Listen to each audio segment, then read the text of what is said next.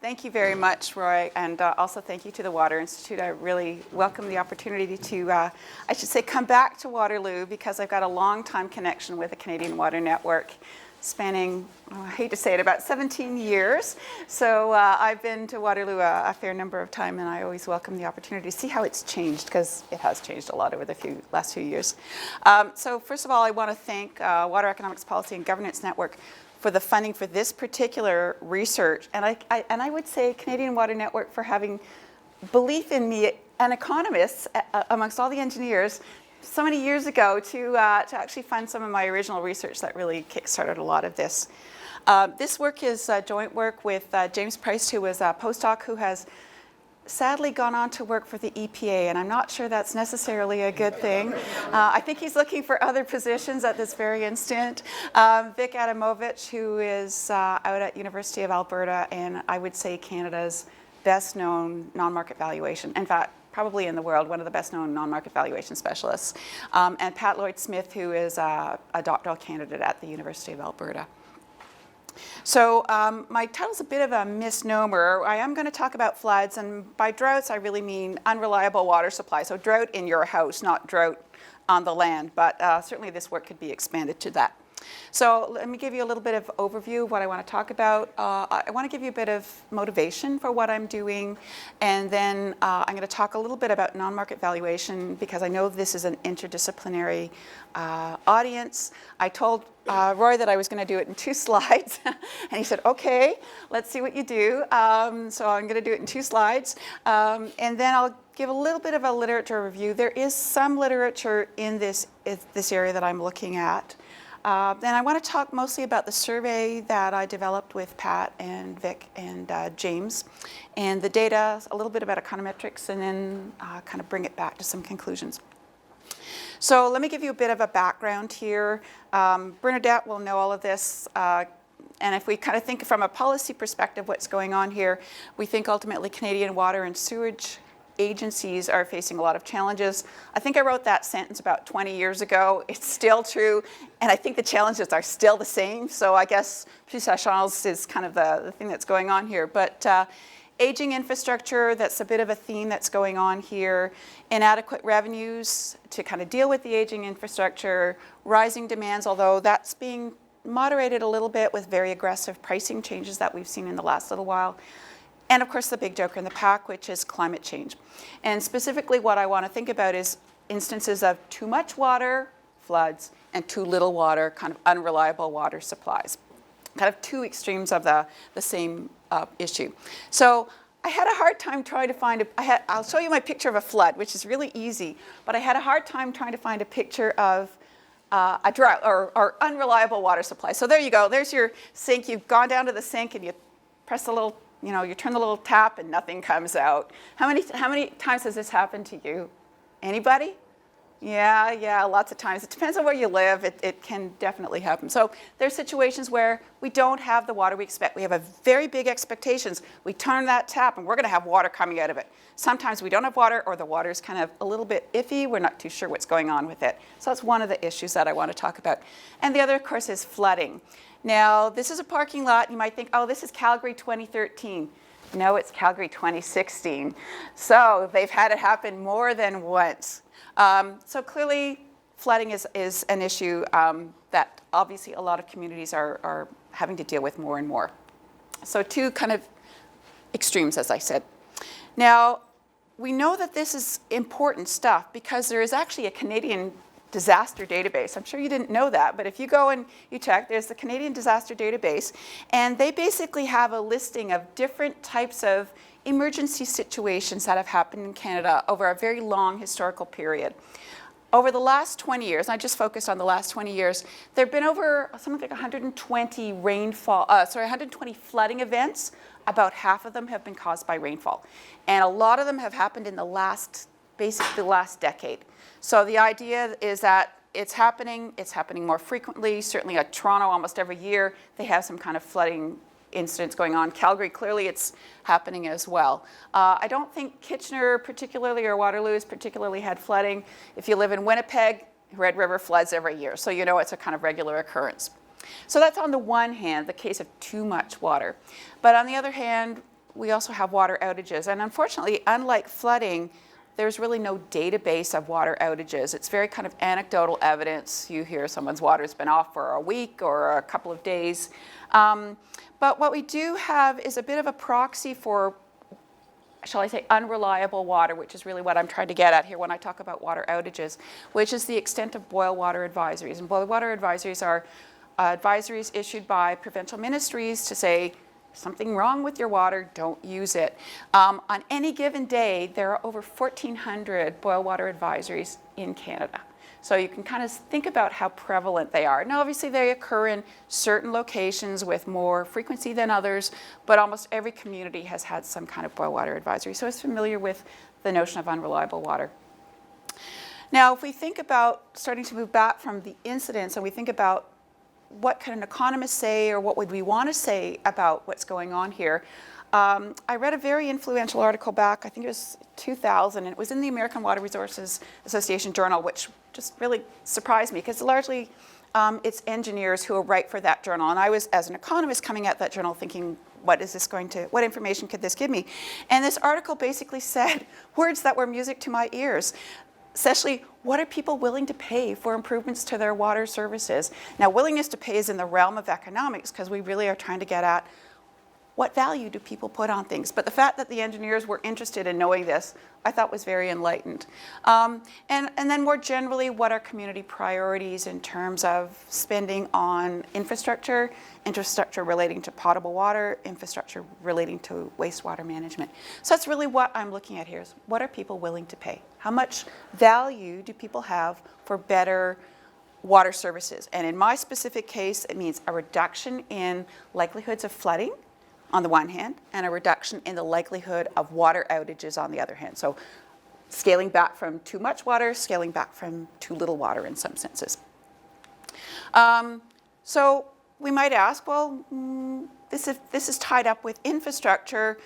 Aren't current water prices that we pay sufficient to pay for to generate the revenues to pay for the infrastructure? And most people would argue that they're still probably too low. That even though they have been increasing since the mid-2000s, I know Toronto, for example, has been increasing in nominal terms their water prices at the rate of 8 to 10% a year. Now, they were very low to start. Have they gotten up to a situation where they've got sufficient revenues to offset the infrastructure costs? No, not quite there yet. So there's still scope for moving. Now, why is this important? Well, it gets at the heart again of a kind of a public policy issue, which is how much are we as a community, as a society, willing to pay for infrastructure that supports very valuable services to us? And a report was done, it's been done on an annual basis now for the last few years, called the, if you ever want dry reading, Canada Infrastructure Report. It's a report from 4 different agencies, including the Federation of Canadian Municipalities, which worries a great deal about whether we have adequate water supply, whether we have adequate wastewater kinds of services. And I want to just give you a little bit of background from them, just to kind of set the tone for why we would care about how much are people willing to pay for infrastructure improvements, and is it going to be enough?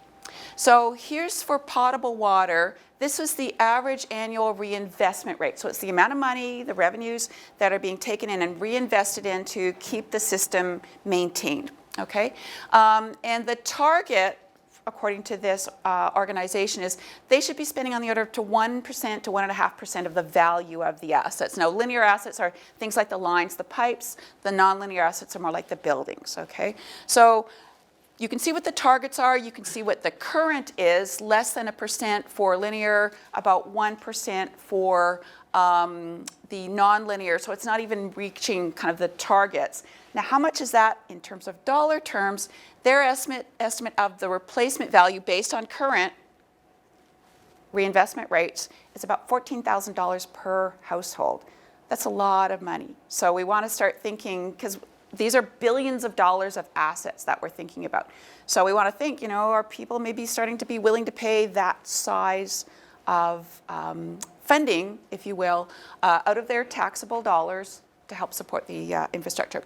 Now for wastewater, similar kinds of targets, although in terms of where we are of current reinvestment rates, you can see 7% is even lower than it was for potable water. So approximately more money is being spent on potable water than on wastewater asset reinvestment. And here we're looking at an even bigger required investment, over $16,000 per household, as an average kind of estimate of what's spending. So just to give you an idea, and I'm going to come back to these numbers at the end when I do my survey and I ask people how much are you willing to pay, we're going to compare how much people say they're willing to pay with some of these estimates of what the cost is.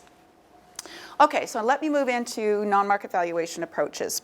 So this is the one, actually I take it back, I lie, it's actually maybe more like 3 slides, sorry Roy. So what is a non-market valuation approach? So let's start off with some basic premises here. Households value access to potable water and to wastewater services. They provide valuable benefits to us. And those benefits, those values are expressed in economic terms as willingness to pay. How much I'm willing to give up in exchange for these better services. How much could you take away from me for me to say, yeah, those services are kind of the equivalent value in terms of the dollars you're taking away from me. There are different types of categories of values, by the way, that may be associated with water. But the problem for an economist is that a lot of these values are not expressed in a market setting. Now, economists like markets because in a market, you have a buyer and a seller. I go into a market, I plunk my money down, and I walk off with the good. So I know what the value is for me. In the case of water, potable water infrastructure or wastewater infrastructure, I'm not going and buying, one little section of a pipe or one little part of a building, so I don't really know what the value of those resources happen to be for me. So that's why I have to use what's called a non-market valuation approach. Basically a kind of an approximation to the values that I'd expect to see in a market, recognizing that there is not a market for those things. Now, oh, my apologies. This is the slide that everyone goes, oh, she's written it too small. My apologies. I wanted to give you a sense of the complexity of the issue. Now, what is this thing? This is a framework that economists use in the non-market valuation setting. It's called the Total Economic Value Framework. And the idea is basically to take a resource like water and to break it down into the myriad types of, you guys talk about ecosystem services, these are the ecosystem services that we would get from water. And you can see the complexity. At the end of the day, these are the different kinds of services, and you can, the top part is kind of the terminology that we use.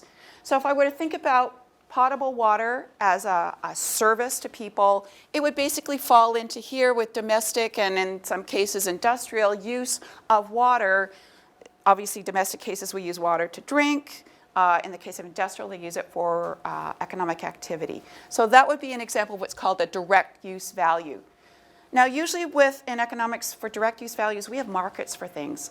The problem is you can't go to your municipality and say, I don't like you selling water to me. I'm going to go to the municipality down the road and buy my water from you. It doesn't work that way. So we don't have a sense of a competitive market or how much value people are willing to pay in the price that they see. It's the price they have to pay, but they may have a much higher value. Now, in the case of flooding, basically what we talk about ecosystem services, we really don't have markets, and we really don't know the values that people place on things. So we have to rely on what's called non-market valuation. This is the 2 slides that I talk about. So this is the 5-minute discussion of how an economist would think about approaching getting at values that are essentially not measured, not available for ease for putting in, say, a cost-benefit analysis framework. There are basically 2 methods. One is called the indirect method, and one is called the direct method. Now, the indirect method says basically water services are related to things that we purchase in a market, so we're going to implicitly find the value of the water services by looking at the related market. And there are 3 different approaches or 3 different ways that people do this. One is called travel cost, and basically the argument would be, oh, I like to go fishing. Where's Mark? No, he's not. Mark Service is not here. Mark loves to fish. I like to go fishing, so whatever I spend on my travel time and my boat and my fishing gear and everything, that's going to give me a sense of the value to me of going to that particular activity and enjoying the water at, say, that particular lake. So that'll give me an estimate of the value.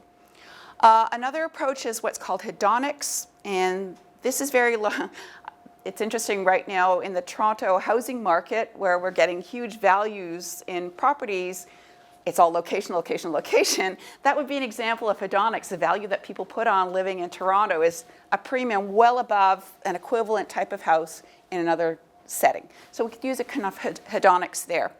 And we often use it for water. We'll look and ask, how much are people willing to live by the ocean? So everyone's gone to a hotel and they know if you want to be in an oceanfront hotel room, it's going to cost you more money. Whether you pay that or not would kind of give you a sense of the value.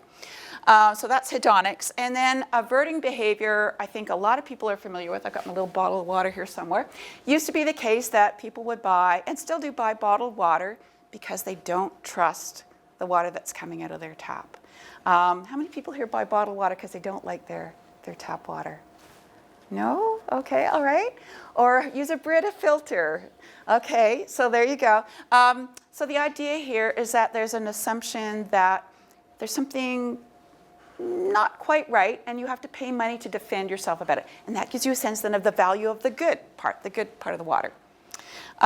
So that's indirect methodologies, but what I'm going to talk about is direct methodology, because in the case of flooding and in the case of water unreliability, we really can't get at it through, well, we can actually get a little bit through it through indirect methods, but we want to move more to direct methods. So this is the kind of preferred approach that is taken these days to find the values for non-market goods. Direct methodology, and basically we use surveys. And we use surveys and we try to set up a kind of a pseudo market within which people can express their values. And they're roughly speaking two different ways that we actually ask a valuation question. One is called contingent valuation. Basically, you would be told, your property may be flooded with this probability, and these different circumstances might happen. Would you pay X amount of dollars to insure it? That would be an example of a contingent valuation question. You can't change any of those little aspects of the so-called scenario. You just express a single value, and that's all we know. Alternatively, more and more, and Roy is at the forefront of doing this kind of work, working with what are called choice experiments or choice tasks. We think about an environmental good and we kind of break it down in its component attributes. And then we allow people to kind of pick and choose between the attributes and to express a preference for different aspects of the attributes. And this will become a little bit clearer in a second when I talk about my particular scenario. But essentially the idea here is with a choice experiment, we can get at much finer values for different components of a particular scenario. In the case of a contingent valuation, you get an all or nothing valuation. And so if you want to be more careful about your analysis, better to do a choice experiment. Just one last thing before I leave this. I think most of you have heard about the Exxon Valdez, which was when oil spilled from an oil tanker back in the late 1980s. It really kickstarted this whole non-market valuation set of efforts in the US, largely for litigation purposes in court. They used a contingent valuation scenario, and it's been only in the last, say, since about 2000 that choice experiments have really kind of taken off, which is, now 17 years. But this is kind of firmly in place of what people use. Okay, so I have to give you a little picture because this is about survey work. So here's God, and he says, well, this survey will only take 5 minutes. Actually, it might take about 25, and will help me improve future floods. So there you go. This is not to improve future floods, but I'm really trying to find out how much people are willing to pay to kind of avoid future floods, shall we say. All right, so let's talk a little bit about the literature review on this. And I won't go into a lot of detail. I really want to do it to kind of set you up so you can see where what I'm doing both follows from the existing literature and then kind of takes off from the existing literature. So the way I want to do this is there are kind of two parts to this.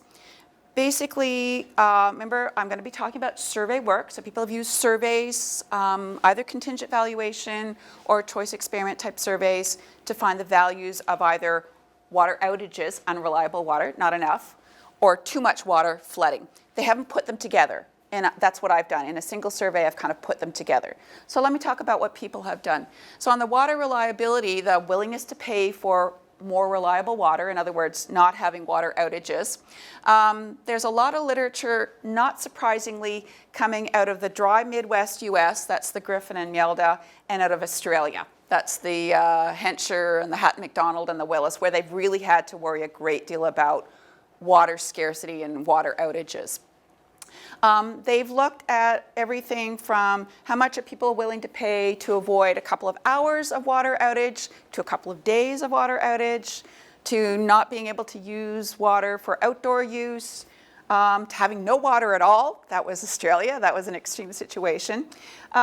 Sometimes the papers have looked at water as what's called a private good. So in other words, my household enjoyment, I just think about my problems with not having enough water as opposed to a public good. So the public system is not working, so other people are being affected.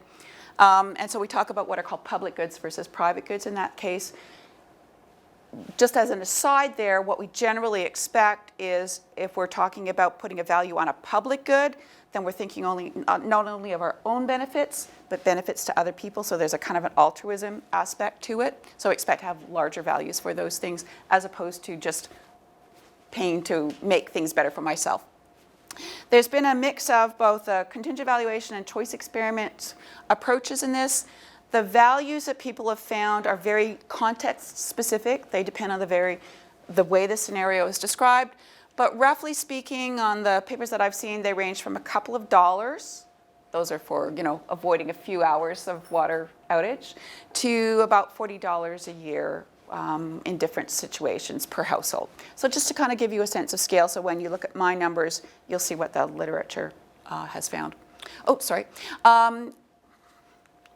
And then the other part of the literature, of course, is the willingness to pay to avoid flooding events. Now, this one is a little more developed in some senses, and it's a little more complex as well because there are a lot of different aspects associated with this. But the very first article, actually, that I could find that looked at willingness to pay, in other words, how much people value being able to avoid or being in a flooding situation, was from 1991, and it was about basically property loss values, so very much private home loss values, but as well some kind of more ecosystem, non-property types of values were attached to it. But it was a very, very early survey. It was a CV survey.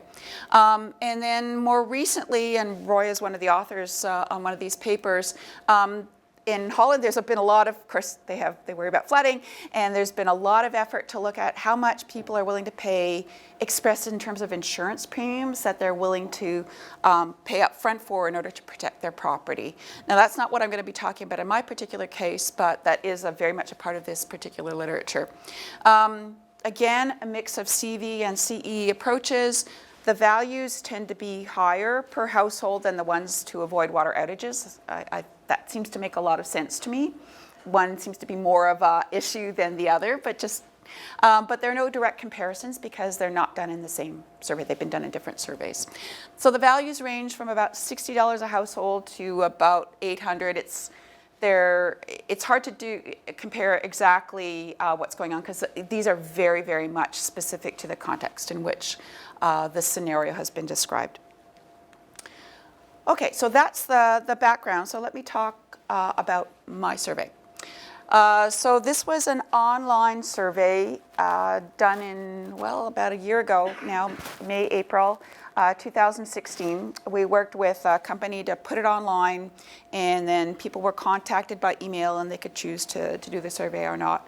At the end of the day, we had just over 1,600 adult Canadians.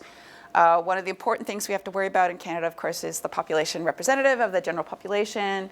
So it is in terms of the observables, so roughly the same proportions of people who live in the different provinces are represented in the survey. Roughly the same gender kind of balance is represented in the survey.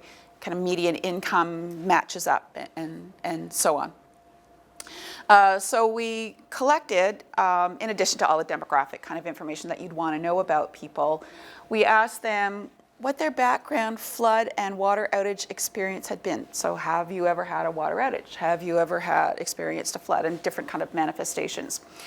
Because we wanted to know what was the context within which they would be answering the questions.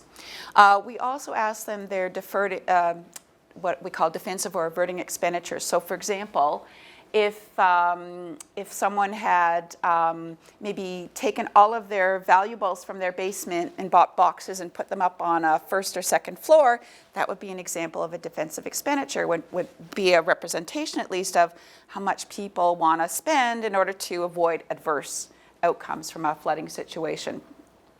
In the case of water outages, quite often what we observe is people buying like 18 liters of water, like a big carboy of water to have just in case their water goes out. So again, that's an example of an averting expenditure.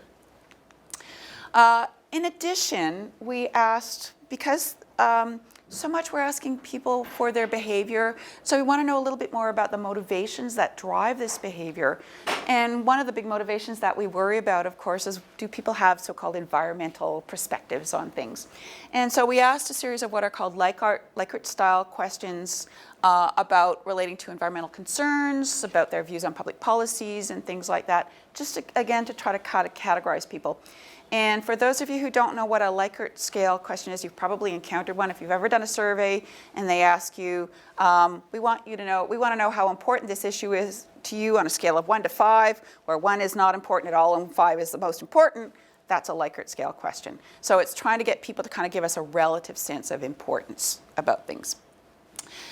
One of the things that we also did, and we thought this was really important, since our scenarios are all about reducing risks or probabilities associated with these different kinds of adverse outcomes, flooding and water outages. Let me take a step back here for a second. Typically when people do these kinds of surveys, they take for granted that everybody has the same base information about what's called status quo, the current situation. And then they say, okay, here's the new situation. Are you willing to pay money to move from the status quo to the new situation? So typically it's just assumed that the respondents have the same information as the researchers. But in this particular case, we're basically asking people, how much are you willing to pay to have a reduction in your flood probability? It's going to vary if I live in Winnipeg versus if I live in Kitchener, if I live somewhere else. So we needed to get at what we call people's subjective views or evaluations of what they think their own personal risk was in a baseline situation. So we asked them their perceptions of expected frequency of these adverse events, outages, and flooding. We'd already asked them, have you experienced this? We then asked them to express in kind of a probabilistic sense, which is a whole other issue, what they thought the risk would be in the future for them going forward. And then we asked them willingness to pay questions relating to this reduction in the probability of these different events. So before I go on and talk a little bit more about the questions, people always like to see data.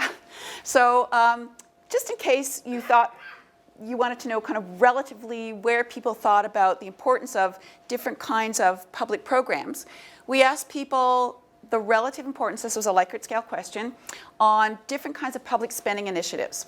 So there are only so many government dollars. They're going to be spent on education, roads, transportation, water, sewer. Where do those things fit in? And these are the Likert scale questions. So people are not ranking these things. I will say this first off. So these things are not mutually exclusive. Okay. So, but what I thought was most important is I looked at the percentage of the sample who gave something a 5, the most important thing for each of these different categories. And clean, reliable water supply had the highest percentage of people saying this is the most important thing, 73%. And you can see where flood control and management, it's down there at the same level as policing, basically, only about 28%. So it gives us a sense, and it's really important to understand, if this is what people are saying, these are their priorities in effect, it gives us some confidence in their responses to our willingness to pay questions. And food, restaurant safety is kind of right down there. At the bottom, they still want some government involvement there. But clearly, clean, reliable water supply is very important. But if you got them to choose between sewer and schools, they'd pick schools. So just so you know where these different things kind of lie on the scale of importance for people. Okay, so let me give you a couple of facts, I guess, from the survey on kind of people's background experiences, their experiences with flooding events, outage events, and some of their expenditures as well.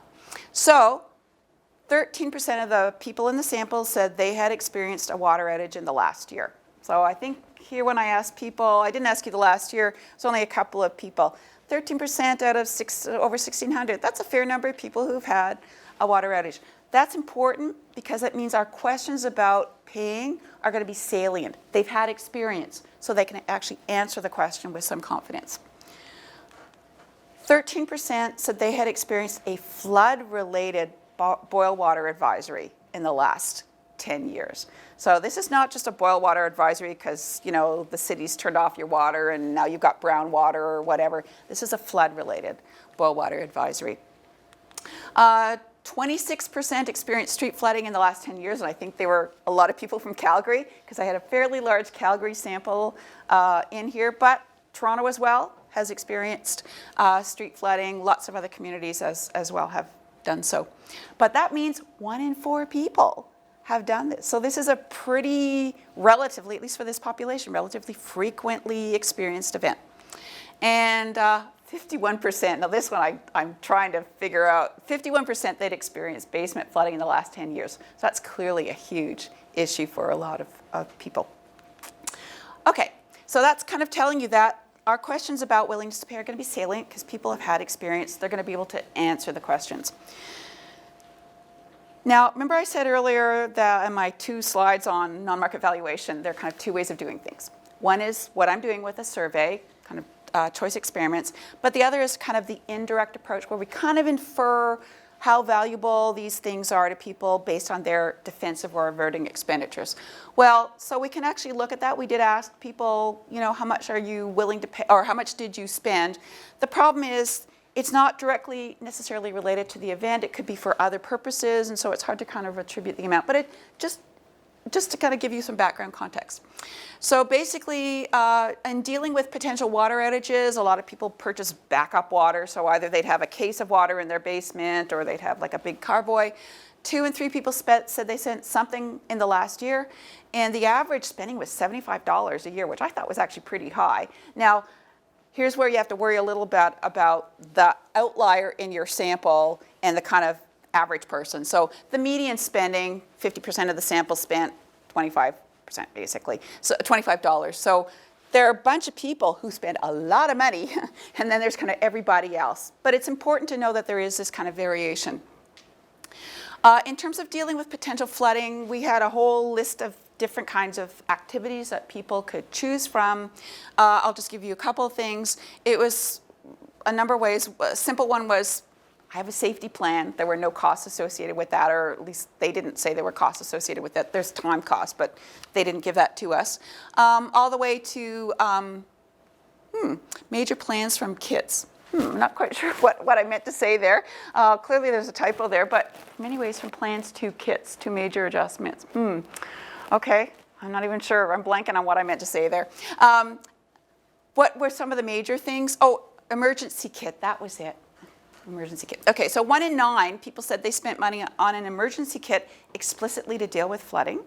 And the average spending was $127 with the median about $100. So there are a number of different things that could go in there.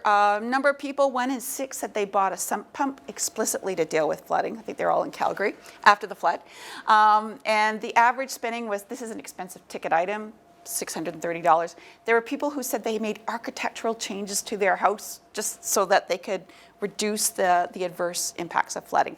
Those are very extreme responses, but that's important because one of the things that we really worry about when we do this kind of work is what we call heterogeneity. So in other words, people are different, and we want to be able to get at that kind of heterogeneity by looking at how their context, their specific context, and how they respond to different things.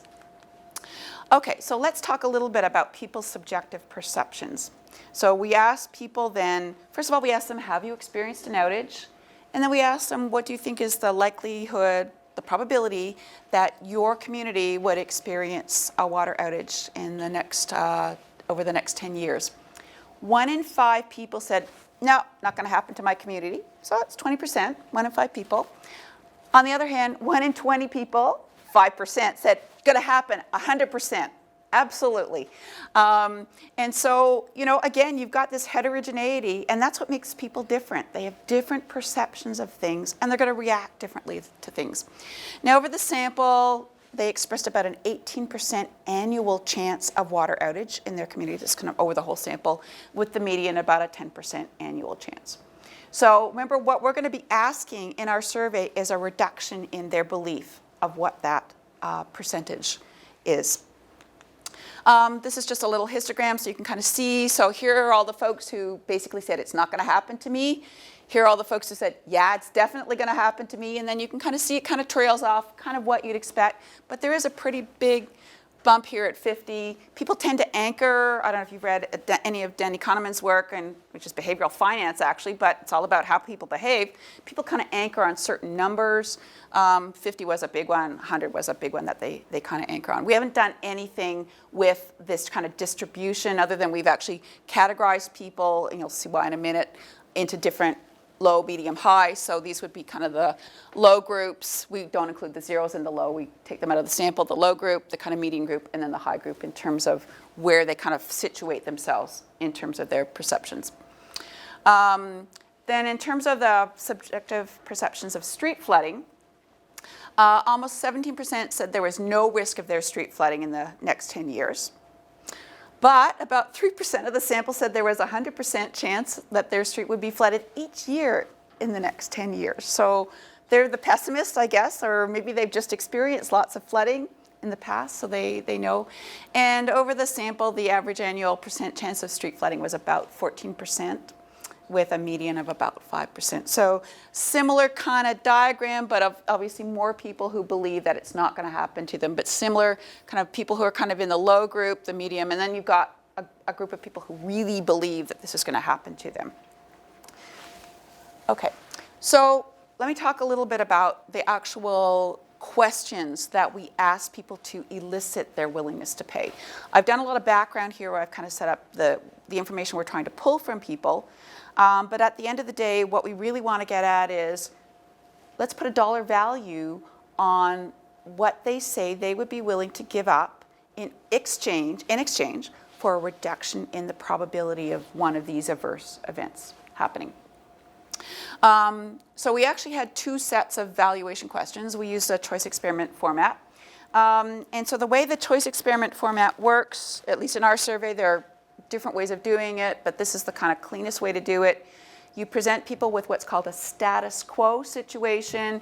It describes values for a number of different attributes associated with the status quo, and I'll show you a picture in a minute. And then you show them an alternative. And the alternative has, in our case, reductions in the risks associated with these particular events. We have, for those in the crowd who do this kind of work, it was a main effects design, so we had a status quo plus one alternative program for people to choose. And the idea then is that people look at the list of attributes, they look at the values in the status quo, the values in the alternative, and they decide, which one would I prefer? And always in the case of the alternative, there's a cost associated. This is what it's going to cost your household to get those benefits, to get those reductions in the risks. And you decide, do I stay with the status quo with the higher risks, or would I be willing to pay the money to get the reduced risks? That's the choice we're asking people to make. And at the end of the day, we get essentially a series of yeses or nos, yes to the program or no to the program, and then we model that. In our case, it's a random effects probit that you'll see in a minute. It's a discrete choice response. We model that, and we get out of that an estimated value for the willingness to pay. And we come up with one for avoiding outages, or reducing out, not avoiding, but reducing outages, and another one for reducing flooding. So just so you know what the attributes are, because this is really the heart of a choice experiment question, kind of how we structure the good. Now I want to take a step back for a second. I want you to think about when you go buy a good in a store, that good is not a homogeneous good. It's got a bunch of different attributes. And I've just recently bought a laptop. And I don't know if you've bought a laptop recently, but you have to decide, do I want, one with this hard drive, or one with this amount of RAM, or one with a backlit keyboard, or there are lots of different attributes associated with that. And of course, the pricing is different depending on what your attributes are. Well, same kind of thing with environmental goods. There are a number of different attributes associated with them, and so we want to kind of look at what those attributes might be. Now, part of the art of doing this kind of work is trying to figure out what are the attributes that people really care about. And so, we went through a series of focus groups where we basically had groups of 8 to 10 people, and we described for them situations, and we kind of figured out here are the things that they care about and are likely to respond to. So for our particular case, we thought about different types of adverse outcomes associated with water outages. One was an unexpected short-term water outage. One was an unexpected long-term outage, so basically 4 hours versus more than a day. And then another was boil water advisories that kind of were associated with that outage. So in each case, we looked at reducing the probability associated with each of those different events based on what people had said they thought their own subjective probability was. And then because we were kind of interested in finding out, did labels matter? And did the way the infrastructure was done matter? We described to people green infrastructure options versus so-called engineering infrastructure options, different ones in the two cases. And we kind of labeled them as such, and we told people what it might entail. And then finally, the last attribute is going to be an increase in your water bill. Now, this is called the payment vehicle in this literature, and it's basically how people express their willingness to pay. And it makes sense to say, okay, this is an infrastructure issue. How much of a surcharge are you willing to see on your existing water bill to kind of get this better infrastructure? So that's for the water outages problem. For the flooding willingness to pay, we had some slightly different attributes. The first one was a reduction in the probability of short-term street flooding, short-term being for a couple of hours, so your street floods for a couple of hours. And then because quite often when you get flooding, you also get power outages associated with the flooding on your street. We were also added in there the probability of a flooding-caused power outage. Quite often when you get flooding, you get boil water advisories associated with them as well. So we had a flooding-caused boil water advisory.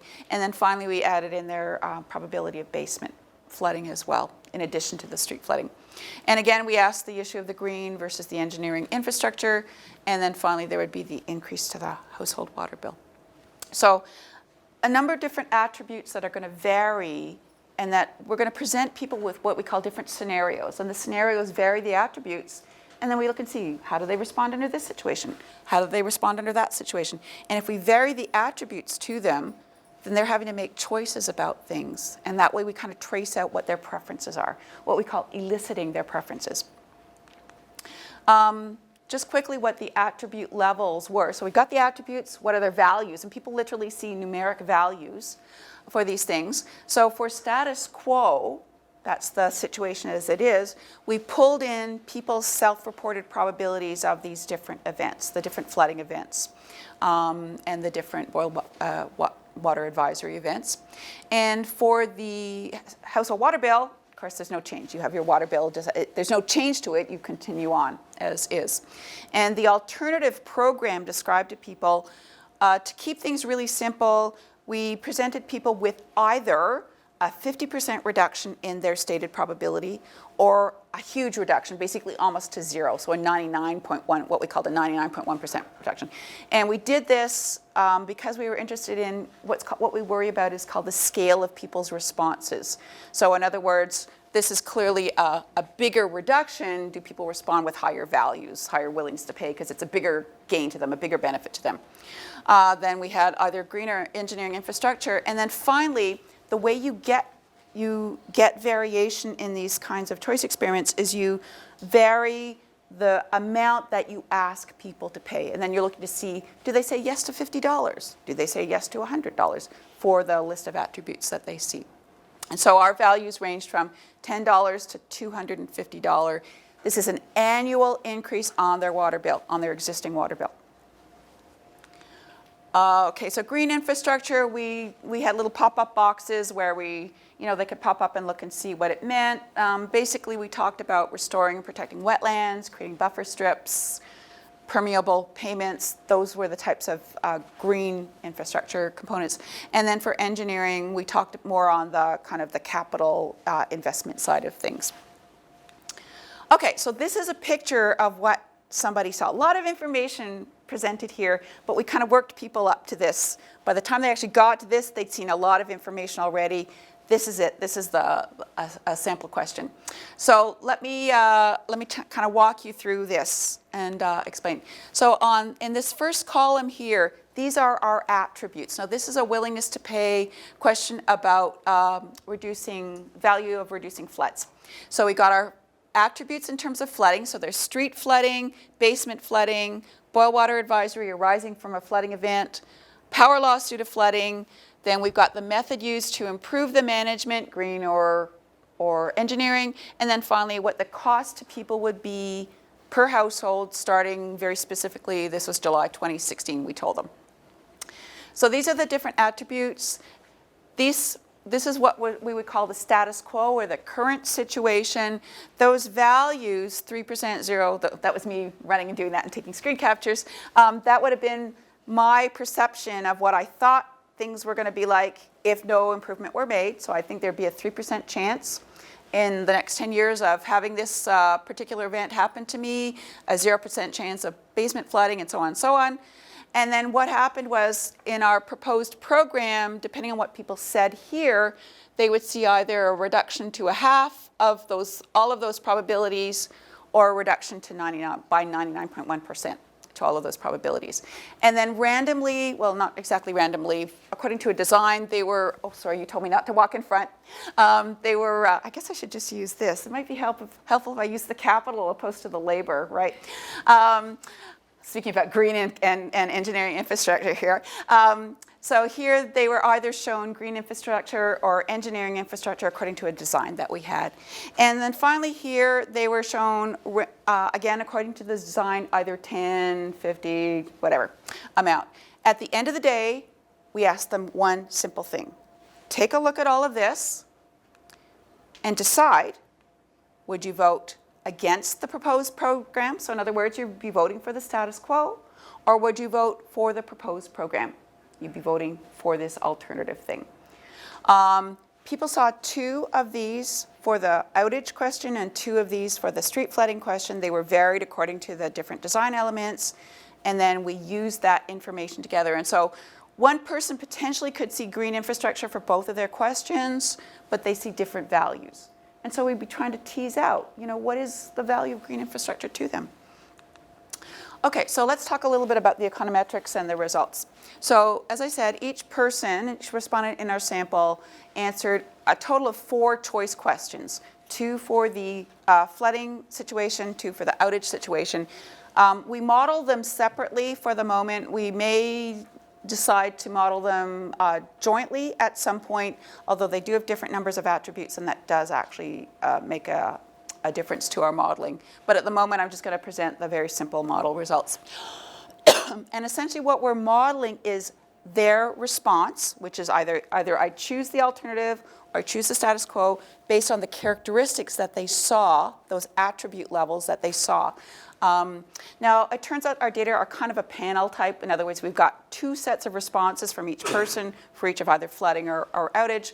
So for that reason, we estimated some random effects probits to kind of get at the fact that we've got this kind of panel data situation. This is to get at the heterogeneity.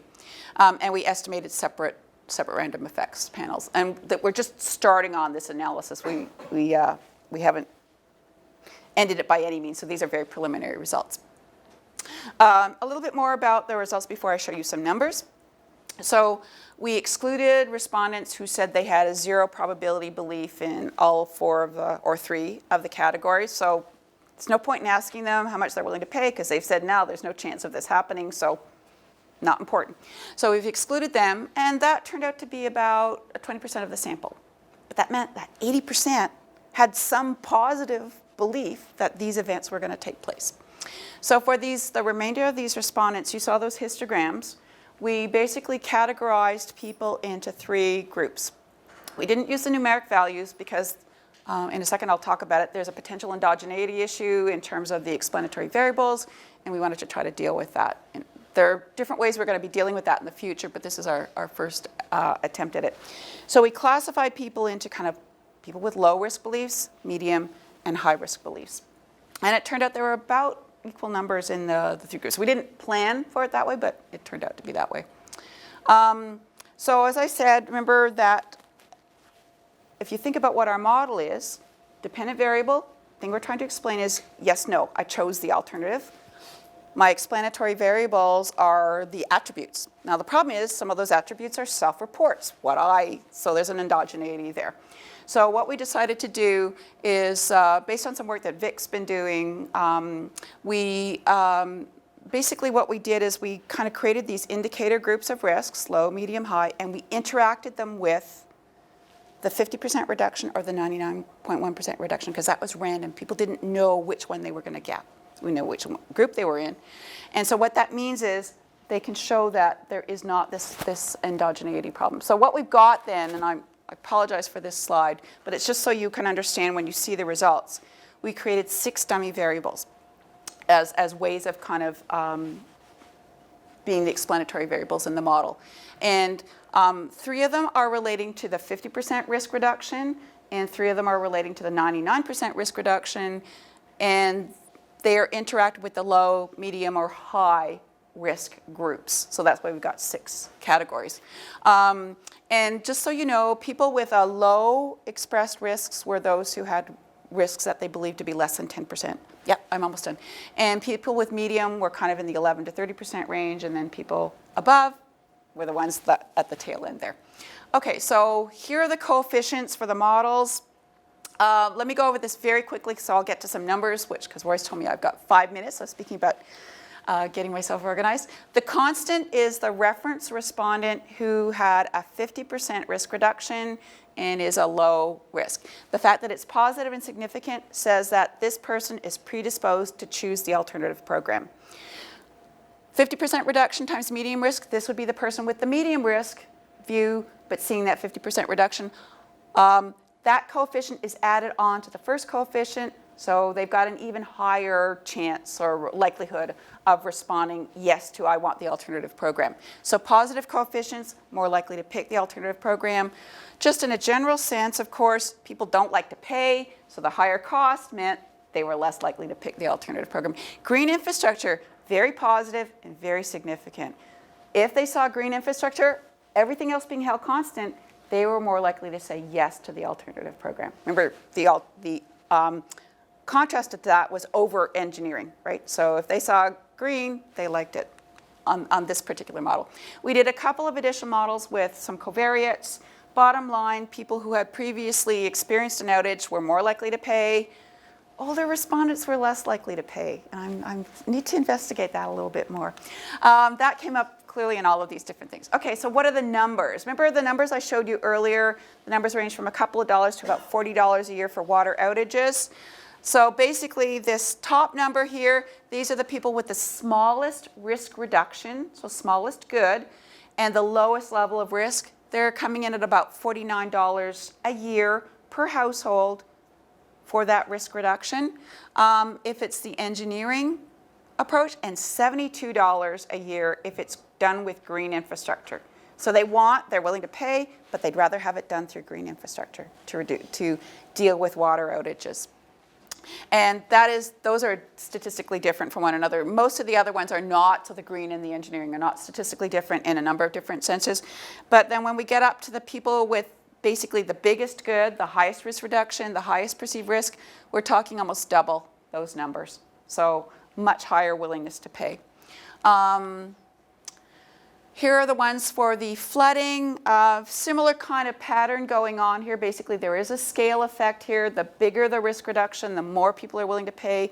The more risk you initially perceive, the more you're willing to pay. But no statistical difference on green or engineering. No, people don't want green to deal with their flooding. They want, I would say, equally green and engineering. There's no preference for the green here. Again, some additional models with covariates. Previous flood experience was not significant, which I thought was very interesting. However, if you are a female, you are much more likely to choose the alternative program. And apparently, the literature finds that. All of the flooding literature says that women are more likely to, you guys are all nodding, yeah. And again, older people less likely to pay. And the numbers are Basically, for the low level, they're no different from what they were for water outages. But by the time we get to like a big reduction in flooding risks for people who really have concerns, they've got much, much higher values than what we saw on outages. So let me go back. I'm almost done. Let me go back to that infrastructure report that I showed you. Remember what the estimated value of infrastructure per household was for potable water, just to do the replacement of the infrastructure? It's about $14,000. For wastewater is about just over 16. Well, what could we do? We asked people, how much would you be willing to pay each year for the next 10 years on your household water bill to pay for, these reduced risks? Now, it's obviously not tied explicitly to the infrastructure issue, but I just wanted to kind of do a comparison here. If we assume a 2% discount rate, which is probably about right now, then the present value of that willingness to pay per household for water reliability would range between $440 a year and $1,100, depending upon both people's risk levels and also the degree of the good. And the present value of the willingness to pay for households for reduced flooding would obviously be on the high end a little bit higher because of those people who really worry about floods. Just remember, these are in addition to the existing water bill. So what are some conclusions here? What do we find? There's sensitivity definitely to the scale of risk reduction. People are willing to pay more for a 99% reduction than a 50% reduction. Risk reductions, though, tend to be more relevant for the flooding. That we see really big differences in those values there. Green infrastructure, favored to deal with outages, but not flooding. And really strong result, women are just more likely to be willing to pay for reduced flooding risks. And as I said, the other literature finds this. Where are we going with this? We want to look more at heterogeneity of preferences, and we want to do something more with incorporating those defensive expenditures as kind of the background context. Okay, and just to show you that random stuff happens, this was my backyard 2 days ago when we got 30 centimeters of snow in Niagara. This is my barbecue. So, we worry about floods and things like that. Nobody really saw the snow. Well, they did see the snowstorm coming, but they really didn't think it was going to be that bad. So anyway, randomness here in water. I'm done.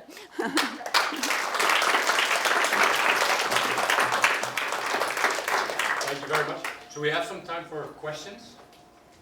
Yeah.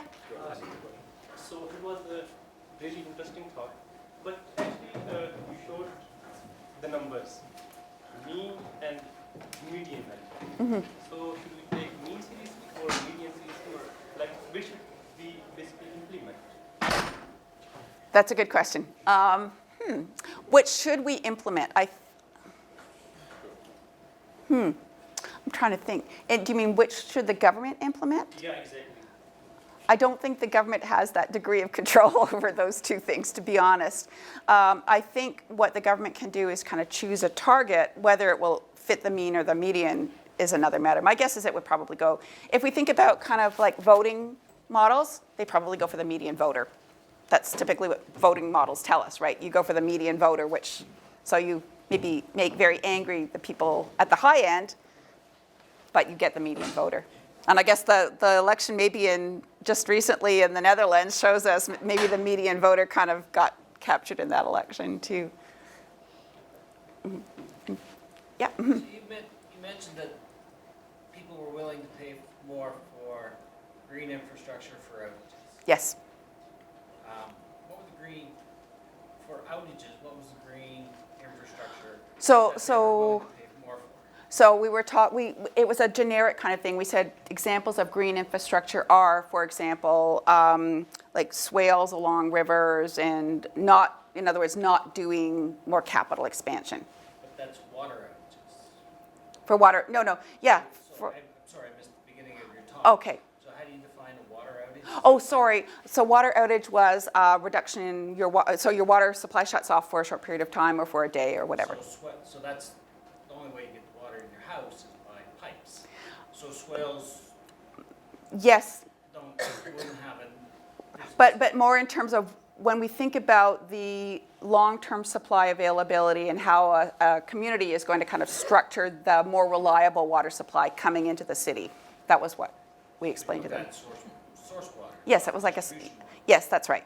Yeah. Yeah. Is there any way you can control for you're asking people beforehand if they've experienced floods before, so on and so forth.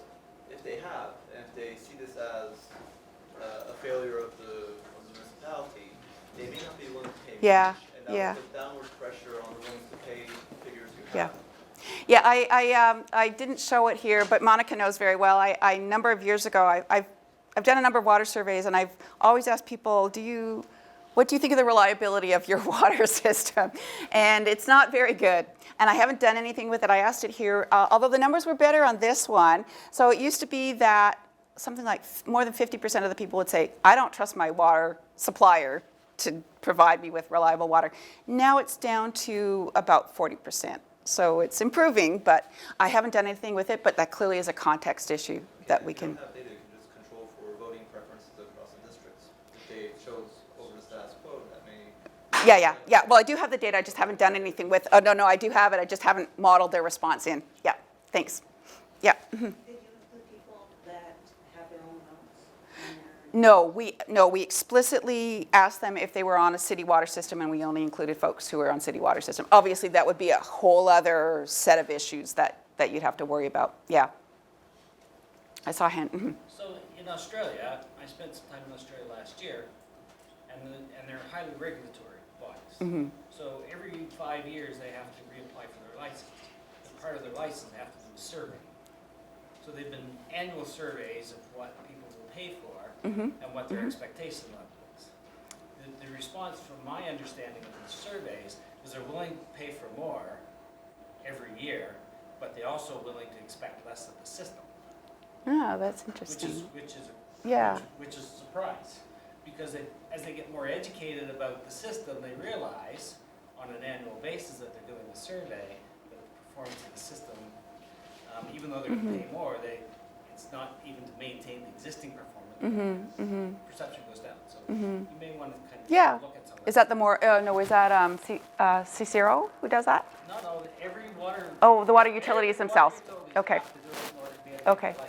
Okay. I will go through WASA for the WASA, the Yeah. utilities organization. I can get. Okay. Yeah. That would be very. Yeah, that would be very interesting. I've I've doing a ton of surveys and to get, to this issue of like customer satisfaction. Yeah. expectation, as opposed to which Right. we've got a lot of information on that. Okay. Yeah. No, that would be very good. Thank you. That's very helpful. Yeah. I have a question. So it was about the designing the survey. Mm-hmm. So you mentioned the different levels and the attributes, and you assigned some values for them, right? Mm-hmm. So how did you come up with the values? Like, did you do the expert judgment, or looking at the? These were people's survey values. No, these were people's values. They were not expert judgment. We actually asked people. We said, "What do you think is the likelihood that this is going to happen to you?" No, I was asking about the, like, from the designing level. So Yeah. if you go back to the attributes, Right. you say, okay, how much? Oh, the 50% or 99%? Oh, it was purely it was for ease of scale. Just 50% reduction, 99% reduction. It was just easier to kind of express those to people. Yeah, As a lot of reduction. Probabilities Yeah. in the first place already. So Yeah, these are probabilities that we're asking people, so we're reducing their probability by half and reducing it to basically zero. So for the status Why did we quo pick those? Why did we pick 50 and 99? We could have picked 30 and 70. We wanted a big scale because we wanted a small change and a big change. And so the changes were kind of, why did we pick them? Just for ease of presenting to people. So my question is, like, if we do a real survey and when we present to the prospective respondents about a scenario with the status quo level, Right. do they understand what is meant by the status quo level? So based on that, maybe they will have a behavioral judgment, right? So when you explain, okay, you have a 3% chance of having floods, you have 2% chance of power outage. So Yeah. do they understand these numbers? Yeah, we asked them a series of questions to see whether they had the cognitive understanding and about a lot of these things especially when you ask probability questions, something like 10% of the people don't understand fractions and they don't understand probabilities, and you just model that in. But other people, they did. They answered right, I guess I should say. Yeah. Oh, sorry. Yeah, please. In Ontario, I look at the parallel energy and the prices going up, and with the green energy and nuclear energy and whatever, the electric bills has gone up high, and there doesn't seem to be too much of willingness on people's parts to pay the bill, and I would be one of them. I would say they've gone up quite a bit. So obviously, I don't know if they've done any surveys to when the prices went up, but there must be some kind of upper limit as to what the willingness to pay is for the general populace, or these surveys. Can you design surveys where you can tease out, on the water side now, I work for a municipality, how much willingness to pay, because our rates, locally, our rates go up to, similar to Toronto. How much can people take in terms of the willingness to pay? Is there some way of finding that out more accurately through the surveys? There are different. Like how much is enough? Maybe that's Right. what we have to start thinking really hard about. Well, if you're kind of describing the same scenario, like the same good to people, there are what they call kind of bidding games in this kind of survey work, where you basically ratchet up. If someone says yes to $10, and you ratchet it up to $20, and you ratchet it up to $30. There are behavioral problems with that kind of approach, though. So it's the other approach is to basically say, what's the most you'd be willing to pay? But that's also got issues with it. The most I've ever seen is kind of Ian's stuff where he's got like triple bounds, but I mean, even that's. So here you can look at the share of people. Yeah. I mean, so basically Well, what, that gives you some kind of indication. yeah, it's like a demand curve, basically. You look and see how many, About the York Region study. Yeah, The yeah. elasticity, they might be really interested in that. yeah, oh yeah, okay, there's some work that we've done where we've looked at elasticity of demand, which is sort of another way of getting at it. You can't really do it within the context of this type of thing. But so what you do when you set up the values, like the $10 to $2.50, you don't want to choke off demand to zero, because that's not enough information. So we usually go for around choking off demand to about 10% of the sample says no to that, or sorry, yes to that, rather. So I guess my short answer to that is you could never pinpoint the exact highest value, but you could get within an approximation of it. One more question. Yeah. So even within Canada, there are differences in pricing structure. Because I look here, my water is metered, I pay according to that. I was in Quebec where my parents are, they just pay. Oh yes, Quebec is it's its own, yeah. I'm wondering if there were differences in terms of the willingness to pay related to the pricing structure, depending on where people were located. I haven't looked into that. All of these homes were on some kind of city metering system. Did I ask? I didn't ask them how they paid their water bill, but certainly that's a very good point, because I can go back and have a look at that and see. Certainly we know just from anecdotal evidence that there are different elasticities of responses depending upon what these things look like. But yeah, that could be something that we could add in. I have information on where people are located, so I can easily add that in. Yeah, that's a good point. Yeah, that would actually be interesting, because there have been, even over the last few years, changes from flat to some kind of scaled metering type of thing going on. So, yeah, that's a good point. Is there a high awareness of what they were currently paying for water? And I didn't ask in this one, but generally no. The answer is no. I remember the first survey I did about 10 years ago, we asked people, do you know what your water bill is? And they're going, beats me. You know, I think there's much more awareness now. Certainly in Toronto, as I said, they've been raising their prices 8 to 10% a year. So I think people are much more aware of water bills now.